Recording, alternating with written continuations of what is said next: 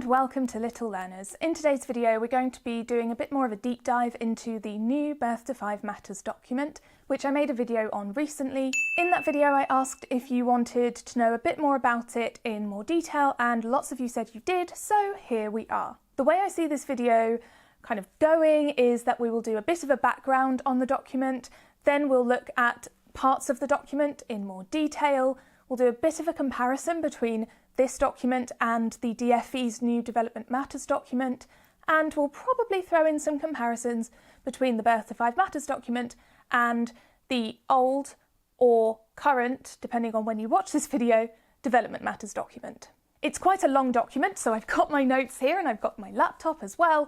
I've tried to pick out the parts that I think might be most relevant or you might be most interested to know about. But obviously if there's anything that you think I missed, do let me know in the comments below and I am happy to answer any questions. Before we get started, don't forget to click that like button during the video if you find it helpful, and click on the subscribe button and the bell so you never miss a future video. Okay, let's get into it. So if you don't already know, we have a new Early Years Foundation Stage framework starting in September of 2021.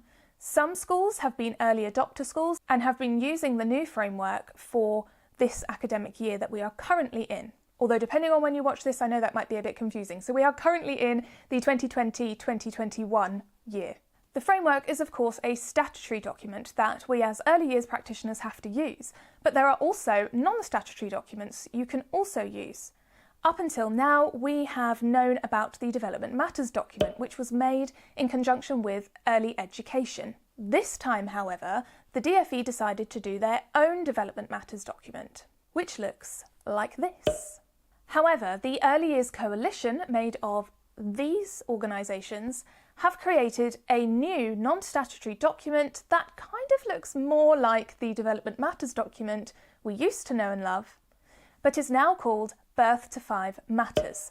This again is a non-statutory document, so you don't have to use it. However, I do think that a lot of early years practitioners will be using it in conjunction with the DfE document.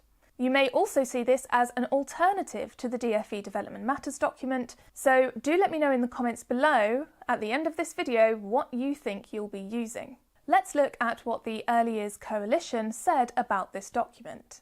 In creating this guidance, we were to some extent constrained by the format of the EYFS and the need for practitioners to be able to map from one to the other. In our preliminary sector consultation, we had a majority favouring a cautious evolution while still wanting to maintain the framework of Development Matters 2012. Therefore, this document builds on and links to what has come before. As you can see, within the Early Years Coalition, we have Early Education, the makers of that all-important Development Matters document we've been using for so long. Okay, let's get into the document. First of all, I think it's important we look at the contents page so we know exactly what is included. The main areas of the document are foundations of highest quality provision for children, a unique child, positive relationships, enabling environments, and learning and development. When we look at the EYFS Principles in this document, there is a lot of emphasis on the importance of play, respectful care, and continuous provision. Just like the previous Development Matters document, this states that this document is not a tick list, but rather guidance for practitioners to follow. One quote I really love from this part of the document is, "Effective early years provision pays as much attention to children's care as it does to play and learning, as these are intertwined and impact equally on children's development and overall well-being." I think this is a philosophy that all early years practitioners believe in, and so it's nice to see it put so plainly in this document. We then have a section on transition, which I found really interesting to read. I loved that there was such an emphasis on this because, as we know, for many young children, transitional periods can be quite difficult, and it's something that we really have to think about and plan for. The document talks about the importance of a key person or a buddy system if the key person is not available, and that it's important for children to feel known in order for them to feel comfortable during a transitional period. Then we have a section about the unique child, which is kind of at the heart of early years practice. It talks about factors which influence development, and there is a wonderful quote in here that I will show you now. While we can be guided by an understanding of some general patterns of development from pre-birth into early childhood, progression is uneven and unfolds differently for each individual child. The complex differences for each child mean the pathways towards maturity should be seen more as dancing around a ballroom than climbing a ladder. Dancing around a ballroom rather than climbing a ladder. I just love that because it's so true. I think we all know the pressures of making sure that children hit certain milestones and they are performing at a certain level, but early years is about so much more than just climbing that academic ladder. It's really about holistic care, and actually that's something we'll get onto in a bit. There's then a section about self-regulation and the importance of co-regulation. I really liked this because it was talking about how children need us to be able to develop the skill of self-regulation. They can't just do it on their own, and so to help them, co-regulation is what we need. We need to help children understand how to deal with moments of stress and upset, how to get through those, and by helping them resolve these situations, eventually they can shift from co-regulation into self-regulation. I'm sure you've seen lots of Facebook posts or just people talking in general about children having temper tantrums or children misbehaving, children who are toddlers and really need our support in order to understand how to handle and regulate their own emotions. So I really enjoyed reading this part of the document. Self-regulation involves children's developing ability to regulate their emotions, thoughts and behaviour to enable them to act in positive ways toward a goal. The rapid brain development which takes place in early childhood paves the way for the growth of self-regulation, which develops both through the maturing of the brain's neural systems and through opportunities to practice. It continually develops through to adulthood, with further development of self-regulation taking place in adolescence. Self-regulation is now recognised as crucially important in young children's development, strongly predicting children's later success in relating to others and in their learning. We then move on to a section about inclusive practice, something that is so important and we constantly need to be reviewing. It's a part of our own practice that we always need to be evaluating. The document talks about the difference between equality and equity. I really liked reading this part because the difference between equality and equity is something that I think a lot of people aren't aware of. We hear a lot about equality, but what exactly is equity and how do we ensure that it is involved in our practice? Well, let's see what the document has to say. Equality aims to provide fairness through treating everyone the same regardless of need, while equity achieves this through treating people differently dependent on need. It would be lovely to say that we can just treat all children the same. However, it's also important to remember that that isn't possible for all children. We need to give all children the same opportunities for learning, yes, of course, but for some children this might involve more work, this might involve us supporting their families, this might involve us putting some interventions in place. It might involve other professionals from a medical background, for example, coming in to help the child. And to use a very overused example, telling all the children to walk up the stairs to treat them all fairly doesn't work when you have a child in a wheelchair who needs a ramp. However, allowing children to use the stairs or the ramp if they need it means they all have the opportunity to enter the same building. I hope that makes sense. On that topic, the document also talks about diversity and what this actually might look like in a setting. As well as legally protected characteristics, diversity in the setting may include children living in temporary accommodation, refugees and asylum seekers, or children and families that have very different lives or family structures. The protected characteristics they're talking about are from the Equality Act of 2010. This includes things like race, disability, gender identity and other characteristics. But as the document notes, there are other things that contribute to this diversity that we must keep in mind. And so depending on a child's background or needs, we may need to adjust the way that we treat them in order for everyone to be treated fairly. It's that equality-equity balance. There's also a part in this document about talking to children about race. I think this is so important and I know it's something that many practitioners do anyway, and I appreciate that sometimes it can be a difficult subject to know how to approach with young children. Not everyone holds this opinion, unfortunately, and so for teachers and practitioners it can be quite difficult. I myself received a couple of comments recently about my opinion on teaching children about race, that we should do it. I received quite a hostile response to that, which is not representative of the majority of my subscribers. We usually have a very, very respectful and kind and nurturing environment in the Little Learners family, so I'm sorry that this person managed to sneak in. Anyway, let's see what the document said about talking to children about race. It is important that practitioners do not shy away from these conversations and instead challenge the effects of prejudice and discrimination. Children's resources and books should avoid stereotypical depictions of people on the basis of gender and sexual orientation. Opening dialogue and developing understanding about white privilege, systemic racism, and how racism affects children and families in the early years settings. Yes, absolutely. We have a responsibility to teach our children about this and to help them navigate the world and be respectful towards one another.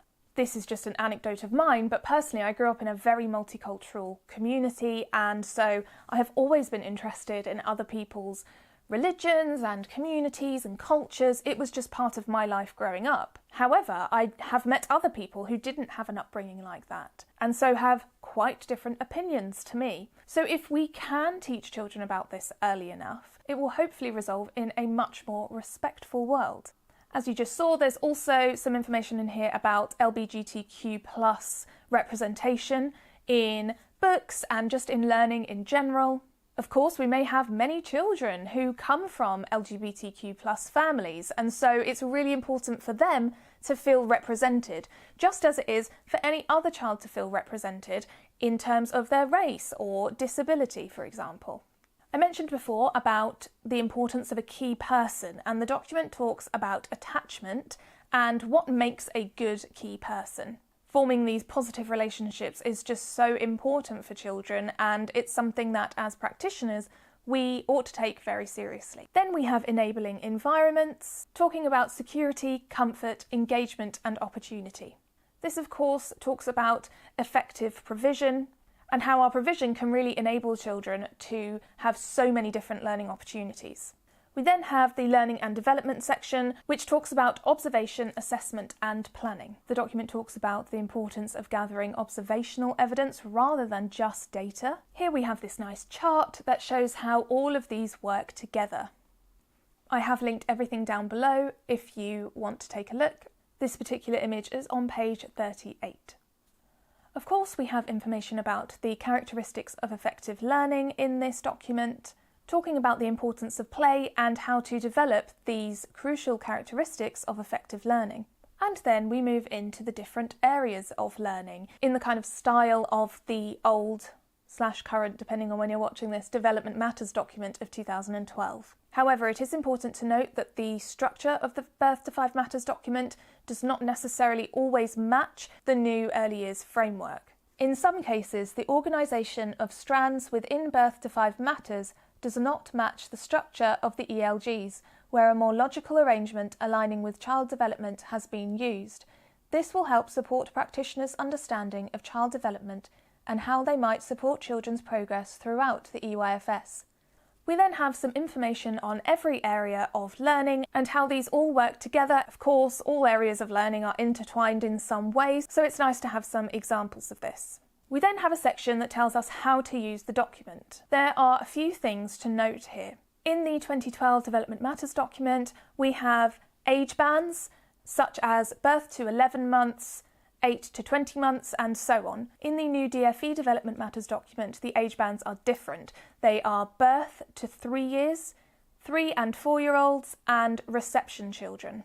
In the Birth to 5 Matters document, the age bands are a little bit more detailed, but they are not referred to by the months anymore. They are called ranges.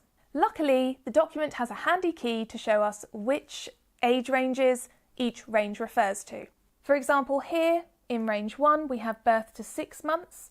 We then move on to 6 to 12 months, which overlaps with range 2, then moving on to 12 to 18 months, and so on. We then move on to the areas of learning, which are in the style of the 2012 Development Matters document, breaking down each area by age range. Here you can see a comparison between the new Early Years Framework and the Birth to 5 Matters document. So let's go through these. In the framework, for communication and language, we have listening, attention and understanding. In the Birth to 5 Matters document, we have listening and attention. For the framework, we then have speaking, and in the Birth to 5 Matters document, we also have speaking. In the framework for personal, social and emotional development, we have self-regulation. In the Birth to 5 Matters document, the strands that support this ELG are characteristics of effective learning, PSED, understanding emotions, and communication and language, listening and attention. We then have managing self. Supporting that in the Birth to 5 Matters document are characteristics of effective learning, PSED, understanding emotions, sense of self, and communication and language, health and self-care. For building relationships, in the Birth to 5 Matters document, we have making relationships. In the framework for physical development, we have gross motor skills and fine motor skills. In the Birth to 5 Matters document, we have moving and handling. For literacy in the framework, we have comprehension. This is supported by understanding in the Birth to 5 Matters document. Reading supports word reading from the framework, and writing supports writing from the framework. For maths, we have number and numerical patterns. In the Birth to 5 Matters document, we have mathematics. For understanding the world, in the framework, we have past and present, and people, culture and communities, which are both supported by the strand people and communities in the Birth to 5 Matters document. The natural world in the framework is supported by the world in the Birth to 5 Matters document, and of course we now have no ELG for technology, but the Birth to 5 Matters document still includes information on development for technology. For expressive arts and design, we have creating with materials and being imaginative and expressive, and these are the same in the Birth to 5 Matters document. So hopefully here you can see how the Birth to 5 Matters document proposes to support the new framework, and which strands can go towards which area. Then we move on to each area in terms of each age range, with the headings A Unique Child, Positive Relationships and Enabling Environments. What a child might be doing, what adults might do, and what adults might provide. At the end of each area, we have the goals. So what do you think? Is this a document you're going to be using? Do you like the way it looks? Are you interested to learn more? Obviously, I have done my I read it so you don't have to, like I do in many videos, but you definitely should read this one. And I think it's a document that a lot of practitioners are going to be using from September onwards. If you are from an early adopter school, would you have liked to have had this document earlier? Do you think this would have been helpful for you with the new framework? And just let me know your comments below in general about the new framework and the non-statutory documents that the DfE have done and the Early Years Coalition have done. I really do hope you found this video helpful. Please give it a like if you did, and don't forget to subscribe for more videos just like this one. I really can't wait to read your comments and hear your thoughts on all of this, so do leave them in the comment section down below. As I said before, I have linked all documents in the description box. Thank you so much for watching, and I will see you next time.